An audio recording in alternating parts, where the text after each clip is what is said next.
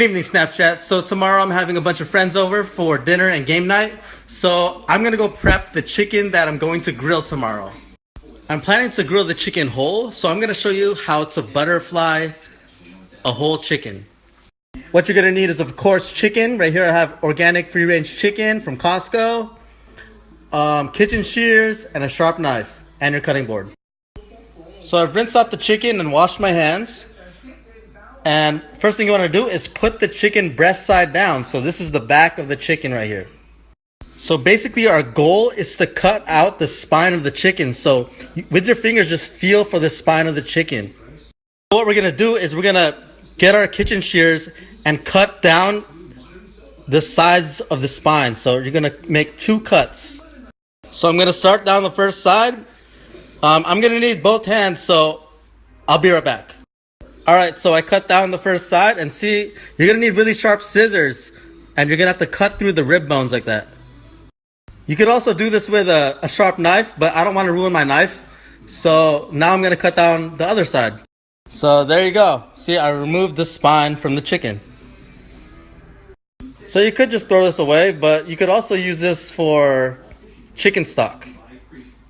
So now with the insides of the chicken exposed, I brought it to the sink and I washed out all the guts and cleaned it out. And now next, what we're going to do is just trim the chicken. So see all this white fat? We're just going to cut that out with my knife. You really don't want this fat because, especially if you're grilling, that fat is just going to burn up and flare up on your grill. Alright, so I've trimmed the fat, and we have one more thing. See this bone right here in the breast? That's called the keel bone, and we want to remove that. Now you don't really have to cut out the keel bone, but I'm going to remove it because I want the chicken to lay flat on the grill so that it will cook evenly. So I'm just going to show you exactly what the keel bone is. This is the top of it right here, and it goes down here on one side, all the way down, and then right here. So you want to cut that out. So to remove this, it's kind of tricky, but I'm going to get my sharp knife, and I'm going to start cutting right here. Just cut along the line of the keel bone. You don't want to cut all the way through, but just cut until you get under it and you loosen it up.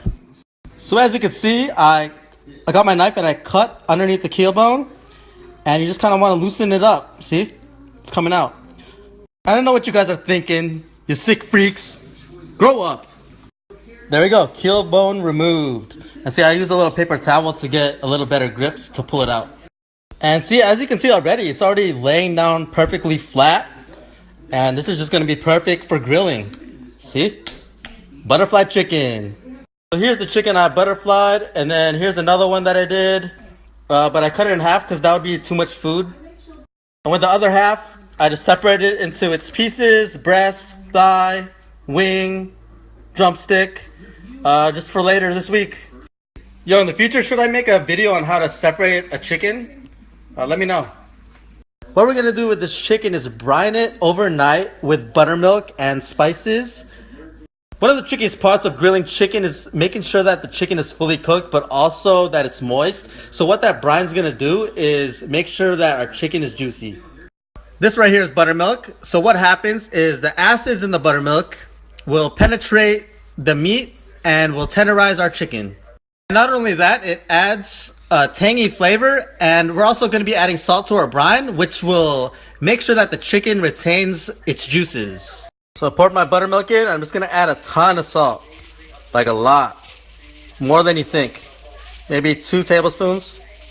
Then we're just going to hit it with a bunch of spices: black pepper, paprika, garlic, onion powder, cumin, cayenne pepper, mustard powder, brown sugar.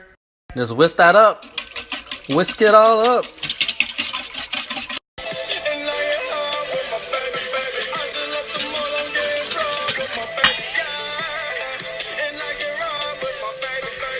So I just got my chicken, put it in a Tupperware, and then pour the brine over it. And we're just going to let it soak for like 24 hours. See you tomorrow.